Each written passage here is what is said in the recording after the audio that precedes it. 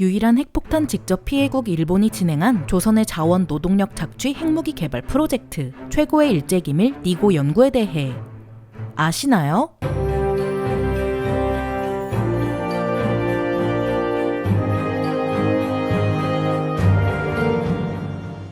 안녕하세요. 지식 스토리입니다. 이번에는 2차 세계대전 당시 발휘되어 연구과정과 결과 모두 철저히 침묵으로 일관하여 일본이 여태 숨기고 싶었던 과거인 니고 연구에 대해서 알아보겠습니다. 잠자고 있던 독수리의 부리를 건드린 진주만 공습을 시작으로 태평양 전쟁을 일으킨 일본은 미드웨이 해전을 기점으로 패전을 거듭했지만 1억 총 옥쇄를 외치며 항복하지 않았는데요. 이런 일본의 참을성을 잃은 미국은 굉장하고 장엄하고 뭐라 항의할 수 없을 만큼 결정적인 방식으로 전쟁을 끝내고 싶은 유혹에 굴복하고 맙니다. 맨해튼 계획으로 원폭 개발에 성공하여 트리니티 실험까지 완벽하게 마친 미국은 1945년 8월에 히로시마와 나가사키에 원폭을 투하함으로써 일본의 항복을 끌어내는데 성공하게 되죠. 일본은 세상 무슨 이런 무기가 다 있냐? 이건 정말 지구종말의 무기다 라는 생각을 가지며 듣도 보도 못한 핵무기의 존재에 놀란 듯 했습니다. 하지만 이로부터 5년 전인 1940년부터 일본은 핵폭탄을 인지한 것을 넘어 자신들이 이 무기를 갖고 싶어 개발하고자 노력했었죠. 그 중심에는 일본 현대물리학의 아버지라 불리는 니시나 요시오가 있었습니다.